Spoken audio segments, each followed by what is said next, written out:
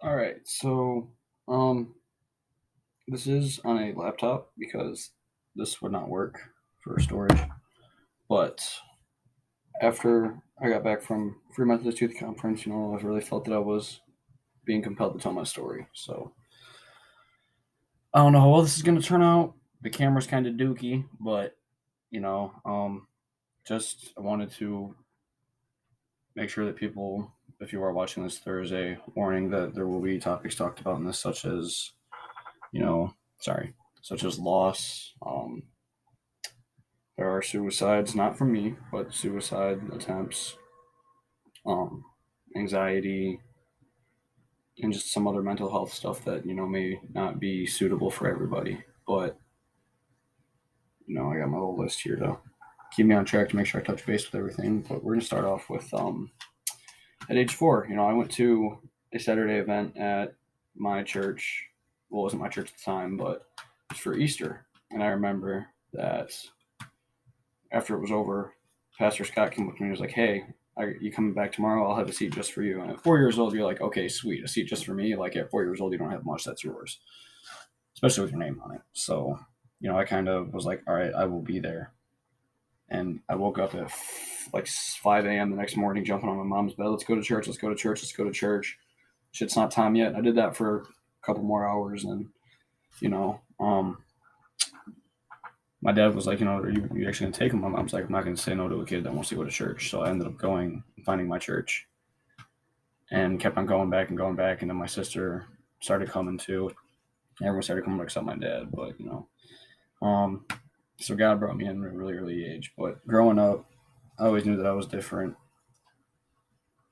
not just like brain wise, but I had when normal kids would lose their teeth, they'd come back in. Well, I had an issue with my front where I had two sets of front teeth, so there was ones that would come in on an angle and they were blocking other ones from coming in, so my front teeth wouldn't come in, and I would get picked on and bullied and called toothless, and that really did take a toll. And I'd never done anything like that, but I was heavier, so I was a little bit picked on for that too, and it triggered some things, and I was not the best kid in elementary school. I'd get into fights, and it just was full of anger and rage at a young age and didn't know why. But throughout elementary school, that's still how it was. But around like fifth grade, I was finally, taken fourth or fifth grade, finally taken to a doctor and diagnosed with ADHD, severe ADHD. So my brain's wired different, and I process things different, and it's a really big struggle for me. But you know, it's also made it really hard, like fit in and find, people that really do like feel me for me. And I really found that this past week at FMYC in a group from Jackson. But you know, story really starts with when I was in eighth grade. So my best friend, his name was Torin. He grew his hair out way longer than mine, and he donated his kids with cancer. But throughout that time, when he was still growing it, he was getting picked on and bullied and harassed and just worse of the worst torment. But he stayed in it because he knew what he was doing was for the better. And he ended up donating his hair, and about maybe 4 to 6 months later, he was diagnosed with stage 4 Hodgkin's lymphoma himself. And I remember that I had prayed every single night for God to, like heal my friend, save my friend, give the doctors wisdom, just work in his life. His story isn't finished, but, at the time I didn't really realize that, sometimes God's plan is different than ours. And sorry, I'm trying to say that backwards, but, um, Torin didn't make it. He passed away December 15th, 2018, at the age of 13. And there was a pallbearer in his funeral, which, for those who don't know, a pallbearer is someone that carries the casket and out of the place where the funeral is and puts him in the ground. So at 13, I physically put my best friend in the ground, and that was a really hard time. And I really lost myself with God there because I was so sorry. I got a hair that's like hanging in my face. Got it. But I prayed every single night and didn't understand, God, why. Like I prayed, you hear that, if you ask, it'll be given to you. Like God, why didn't you give him saving? But I just fell into a dark hole after that, of like anger and upsetness, and fell into some bad things, you know. Sorry, my phone's going a little bit. But, you know, after he passed away, we had a New Year's party at his house, just with the family and everything else. And someone who I was close with, you know, not close with, but I grew up with in daycare and stuff like that. I didn't know I was close friends with him in elementary school. Well, I remember sitting in Torrin's room. At the time, I didn't have a phone, I had a tablet about this big. But, you know, I just remember hearing the bathroom door slam, and I get a snap of a knife or a picture of a knife.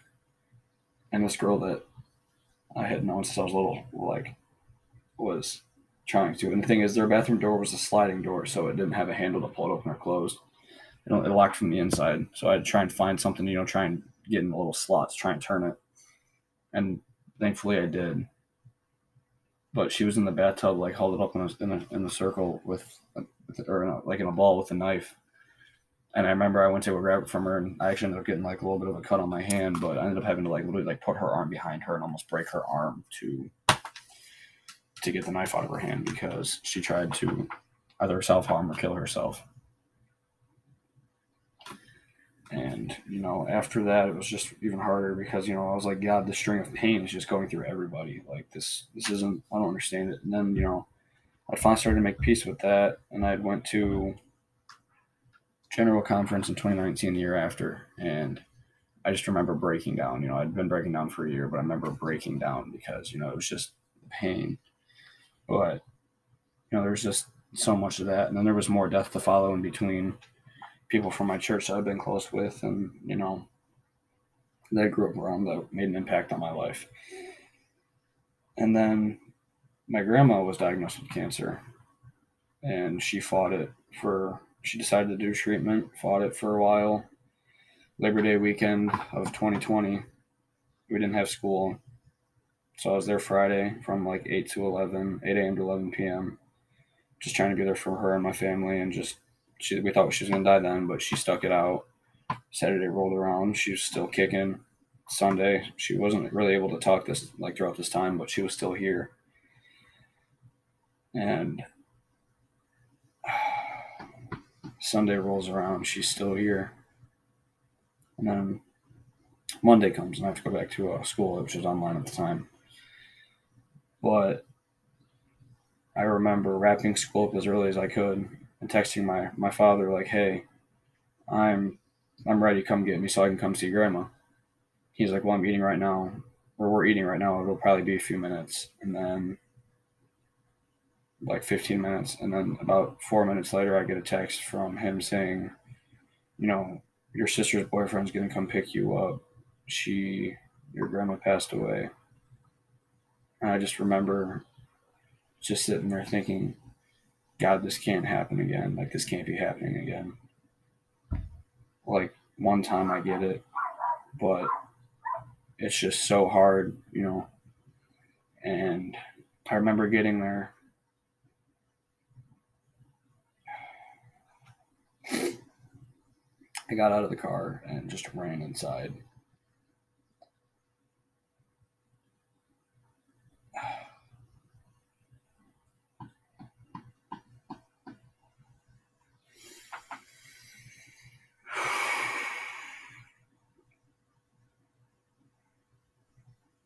My grandma died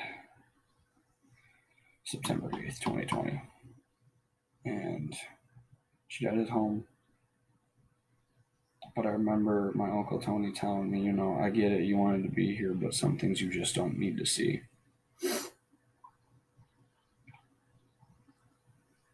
But I just remember going in there and just crying and just weeping because my grandma had done so much for not just me and my sister, but my family. And I didn't want to let her go. I still miss her. And I never really got to properly say goodbye. But I just remember the funeral home van coming, my grandma getting carried through the house where I grew up to.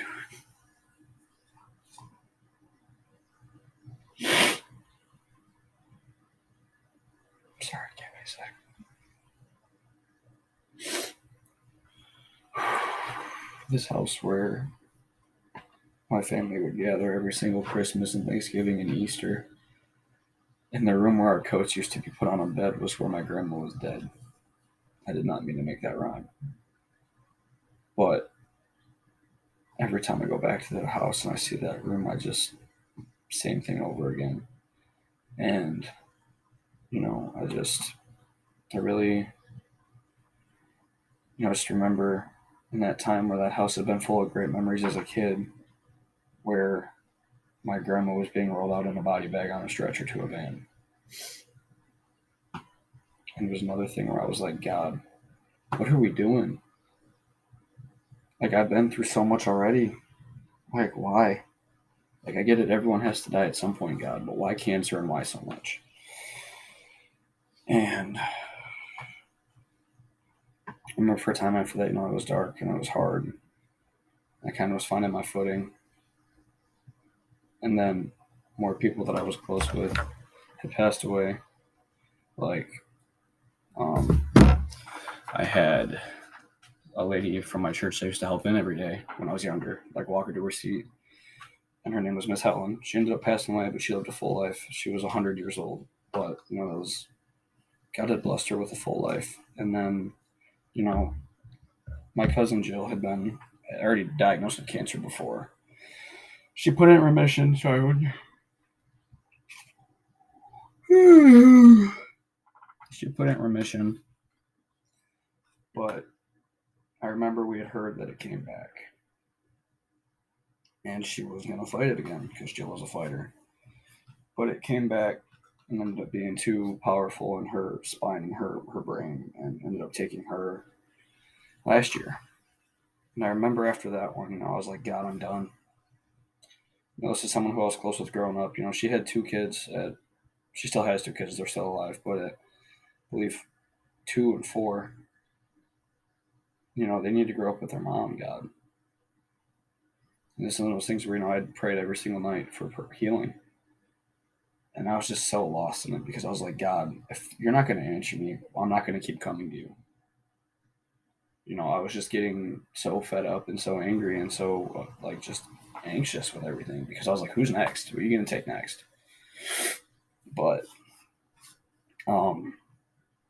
after all of these, I'd fell into some hard things, not drugs or alcohol, but just looking at things that weren't healthy and, just finding fulfillment in things that weren't fulfilling.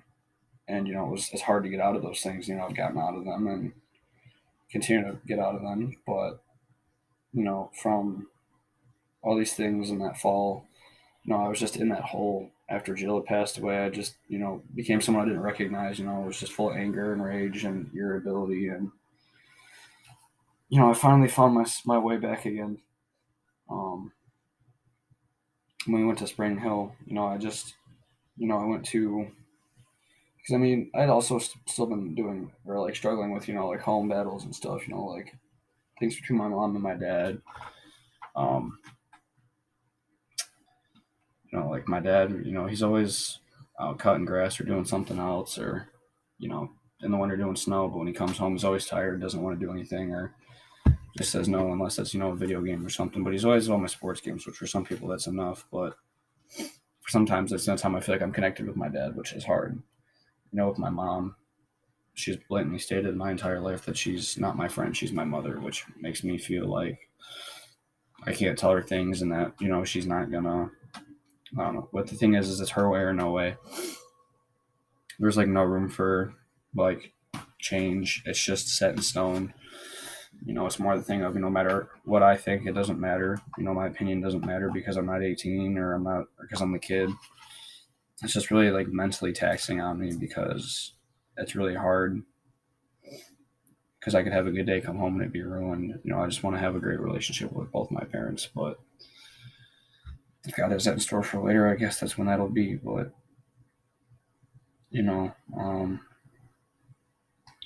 but after Spring Hill, I thought I'd given all my things over to God, and just finally gave him all the baggage. But apparently, I didn't. Which was really hard. and I was on fire for him for a long time after that, for like about a month or so, and then I lost it. I was like, God, we were so good. Where'd you go? Like I just felt so far from him, and it was really tough because it was one of those things where I was finding fulfillment in people, not in God, and it wasn't healthy. But you know, I've also been struggling with the fact that I know I'm different, and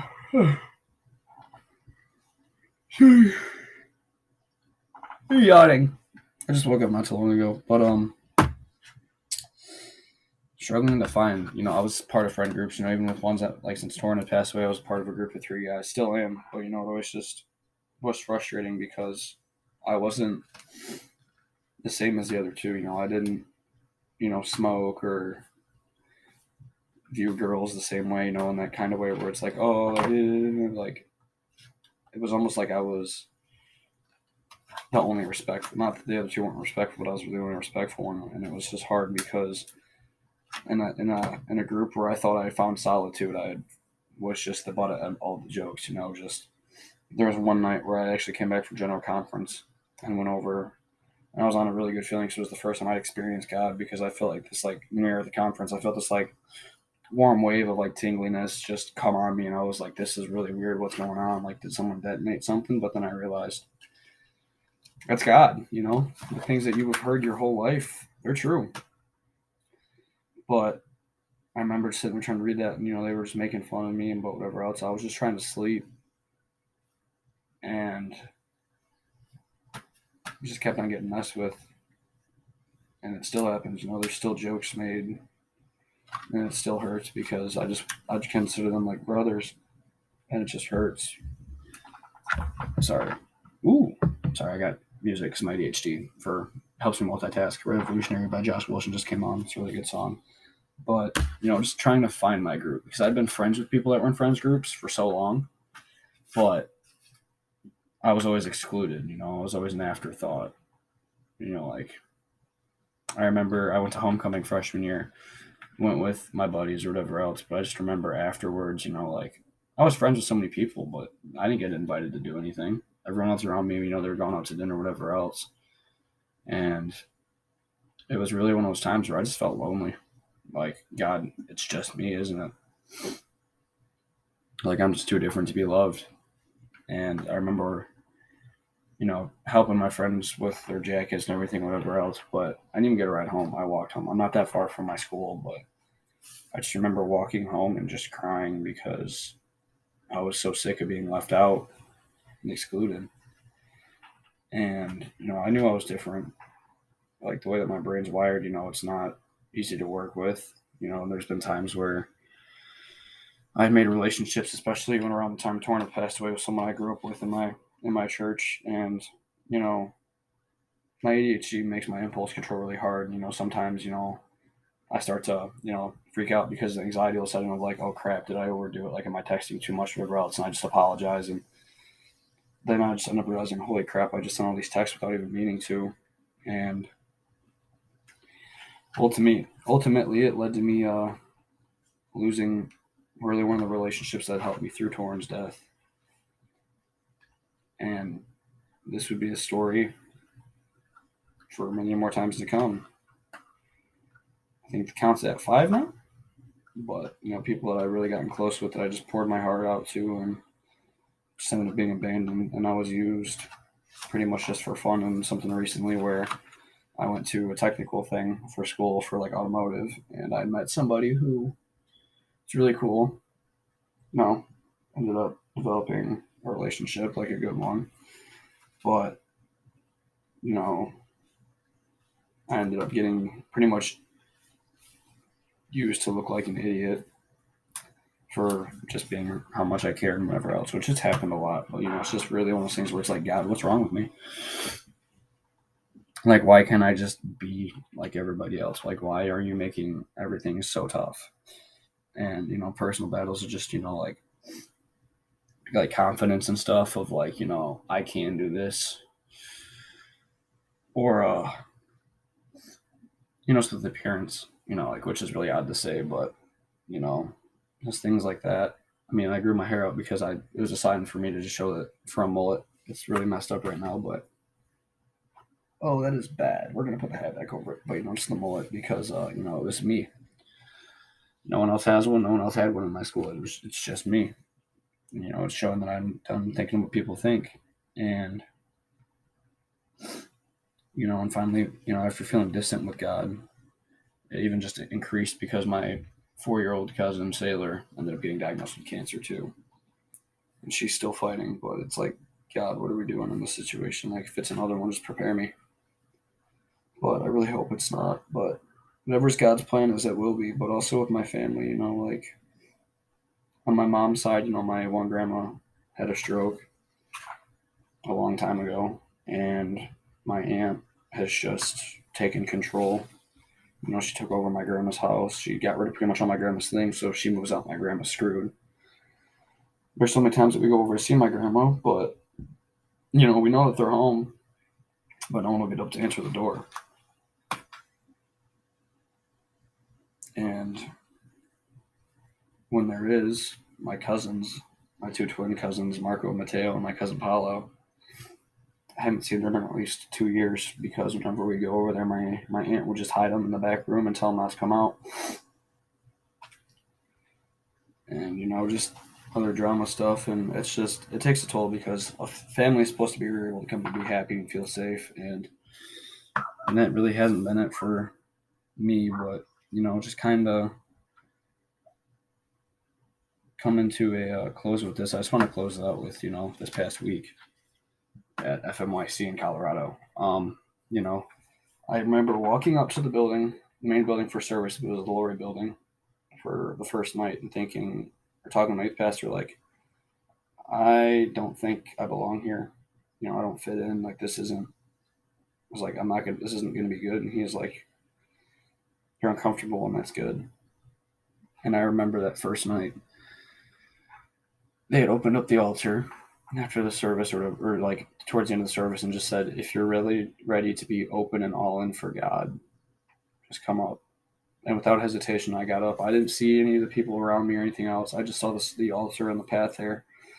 And I just remember sitting there, not on my knees, just really realizing that this is the moment that I'm finally giving it all to God. Like, I'm done carrying my own weight. I'm done being self-reliant.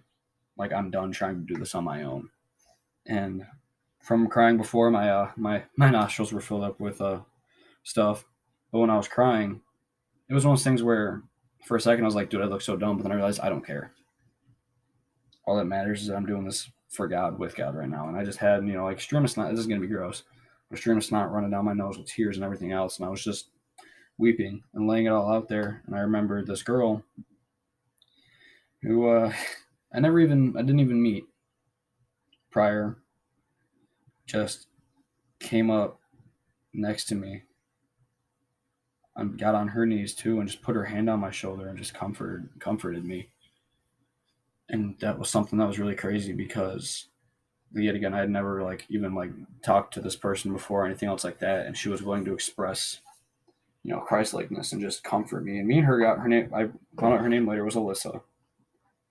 But, also during this time, the bass player, Mike, this is the first time I've really seen in like a band, there was every heart, where they were willing to set down their instruments and come pray with the students. Like, he literally took off his guitar. Night one, mind you, this isn't the final night. This is night one. And he just starts coming and comforting me and talking to me too, and just prays over me. And it just blew me away. I'm still in shock about it. But I had made relationships throughout the week, and I had met Alyssa, and through her I met a bunch of other people from her group. And second night was, they were talking about how in the Bible there was a woman who made really bad choices, but was like dubbed like almost like the town prostitute. Not really prostitute, but you know the word. I don't want to say it. But you know, she really she came into the room and just cried and washed Jesus' feet with her tears. And she had this alabaster jar, which Jonah, the lead singer, shared that you know, when he went to a trip, he was trying to find one of these. But the thing is, they were so valuable, they were worth a year's wages. And the only place you can find them now is in museums. But it was a jar full of perfume, and she just poured it all out on God's feet. And they were talking about, what is your jar full of? And are you ready to empty it? Like, just all poured out. And that really struck with me because after Spring Hill, I thought I'd done that, but I really hadn't. And just to really be able to, give it all to God for once was amazing. And that was Tuesday. And then, Wednesday or through Tuesday, whatever else, and when I was praying, I was able to talk with another student, just because someone I connected with, his name was Max.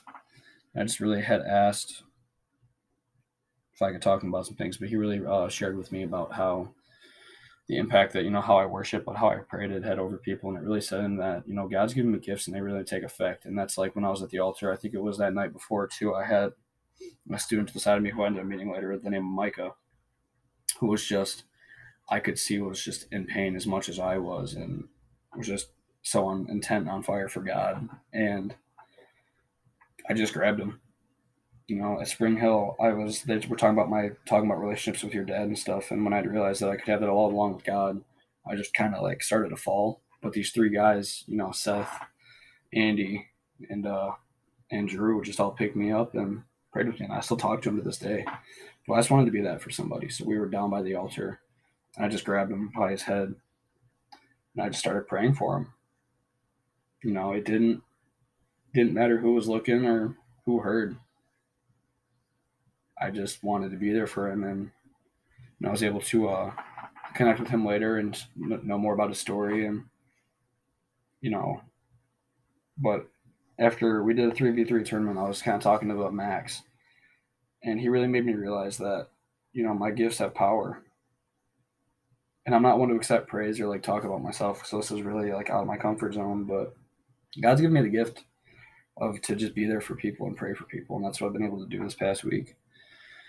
And I just so many stories were told me this week, but on Wednesday, I just remember we went hiking. This was a little bit of a funny story. So we went to go to Estes National Park, and they were like, "Yeah, you can't get in until 3 without a reservation." So we went back. We're just, we're on a gift shop. But now when we were coming back, I was like, "Oh, we're late for service." And I remember asking my youth pastor, "Hey, can I just ditch the car and run?" And I remember texting my friend Jamila that I met from this group too, who was been a really big impact. She was always there for me. But um, she had just was like, "Hey, we got a seat for you. Like when you come." I remember running in, just sprinting, trying to figure out where the building was, running in, and just sitting and just being welcomed and loved. And there's nothing against my regular youth group. They're still awesome and they're still connected, but it was something like that. And then it was just any way that people could pray for you. I just remember going up to my youth pastor and just asking, just for prayer and just over other people. And then Thursday rolled around.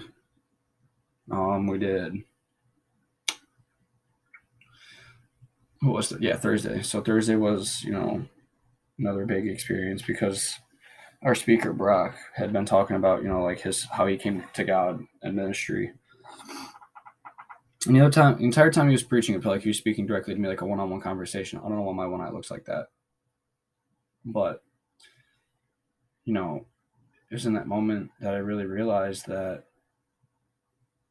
God gave me these gifts for a reason, and I'm called to use them. And I just remember because earlier on in that week, I really realized that I've been not finally, but then I had just been kind of shoving Spring Arbor College to the side of like, I don't think this is a fit for me. I really discovered that, hey, that's going to be the best environment for me. Well, I didn't know what I was going to do. I knew I wanted to play baseball, but I didn't know what I was going to do. Sorry. I don't know why I just did that. But I just remember, they opened it up. He's like, if you're just feel like you're being called to ministry, come up to the front. And it was a no-brainer for me. I went up there, and I remember asking myself at a young age, how am I going to make a difference in this world? Like, I love to help, but what am I going to do? How am I going to be an impact? How am I going to, make a change in people's lives? And after realizing that I'd been praying over people all week and, just trying to help and be there for people, that I had already been doing what my calling was. I just not admitted it, never realized it. But I remember being up at the altar, and one of the girls I had met through the other group, Olivia, was there. And, you know, she was familiar. It felt like I had been here before, but like that we both had the same desire for Christ. And I just remember, my arm was around her. But the only thing about some of these things is your arms kind of get a little like stretched out, and it's like, oh, my shoulder. So my shoulder was like a little bit bugging me. So I kind of just set my hand by hers, and we just held each other's hands in the powerful moment. And I just had another student. I never got his name actually, sadly, but he was just next to me and just holding me, and I was holding him, and it was just the thing of, because we had all realized that we're soldiers in God's army, and we realized that calling and what we were meant to do. And it was just a surreal moment. And I just remember after Tuesday night of like letting go of everything I had felt, I woke up on Wednesday feeling light. And it was just insane because it really showed me how God works. But I remember after that, I just felt great. Like I had finally discovered my calling. God was telling me what I needed to do, and I was like, let's go. Like this is it. And after that, I just remember being congratulated by so many people, and just people like just saying, you're doing great things, keep it up. And I connected with one of the singers from Every Heart. His name was Nick Archer, and for some reason, just from the bat, he felt like a bigger brother. Like he felt like he was going to be a big brother to me. But he offered me so much advice throughout the week that just helped me so much. He had been through some of the same things I had been, and like same addictions and stuff like that. And it was always just to see how he worshiped God was a big inspiration to me. And same thing with Jonah and Carrie and Isaac and Mike. And I really feel bad because I forgot the keyboard player's name. But all these people that God had been using their gifts to, bring glory to him. I was like, I want to do that, you know, and just the support I felt from just not just, the other group and, everyone else at the conference, but from the band was just insane. And I remember Friday, or no, Thursday we had a concert, and I was able to talk with some people and just working people. But, you know, Friday rolled around and I realized that it's coming to an end. But I remember them talking about, like, what's it gonna be like when I come back to reality? And they were like, the thing is, this is reality. This is the real world. Take this light with you no matter what. Sorry, this is a really bad camera and a really bad light, but it was one of those things where it just all these connections I had made, I didn't want to lose. Unfortunately, most people I met were within an hour and a half of me. But my buddy Colin, my Morgan Wallen duo, if you're listening, you know, from Kentucky, people from Illinois and Texas, or not Texas, Louisiana, and just the thing that all these people were same as me. They had the same fire for God, and they all wanted it, and it was from everywhere. And I just remember being able to share my story with so many, and working so many people, and just I remember that last day we had a breakout session with Brock, and he was talking about how in the Bible, when there would be hardship, they would thank God for it because it showed that he was working. And he used the example of cancer, oddly enough. That was God speaking through him to me. But I just remember sitting there and started crying and breaking down because I was sitting there and trying to figure out, how am I supposed to be thankful when God's taking so many people from me? And especially in a short amount of time. Like, it's only been 3 years. So, what song is this? Oh. Excuse me, sorry. But, I remember hearing Jamila tell people, like, no, just look away because people are staring at him. And I was like, I didn't want to be, bringing attention to myself. So I kind of, and like to the group and just like affect other people's experience. So I kind of like went out in the hallway and just was standing, but then I just sunk against a wall and just talked to God. And I was just so confused. And then Jamila, Micah, and Brennan all came out and just comforted me. And, it was one of those things where in that moment I'd also realized that, God had really, he had finally given me it where, I really was trying to figure out where my family was, or like how I never belonged to a group and felt appreciated and loved and included. I found that in the JFM group. And that was just mind blowing to me because they treated me like they'd known me since I was 4. You know, I just want to give some shout outs.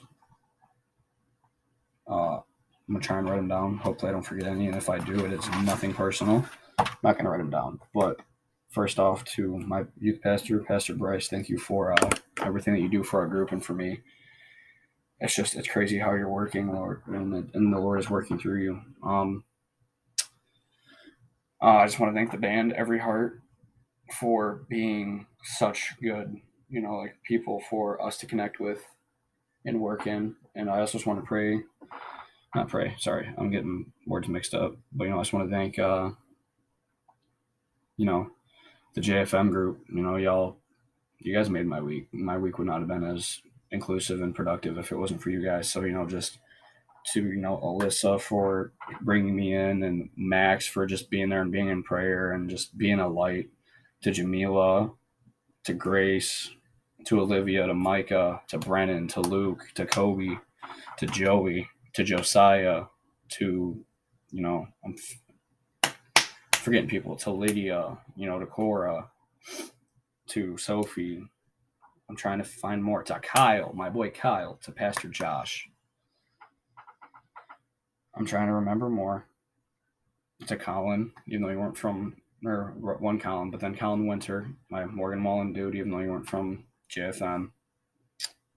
I feel like I'm forgetting people. Oh, to Tyson and Kale, y'all are awesome. I know you aren't from JFM, but still, to my boy Juice, the energy was there, But just the way that God was able to work, because it wasn't a spiritual feeling this time; it was working in people, working in me through people. And I just want y'all to know you made a big impact on my life, and y'all really changed my trajectory of my life and my faith. So just God bless every single one of you. I thank you for listening to my story. Hopefully this uploads and it works. God bless y'all. Thank you. Deuces.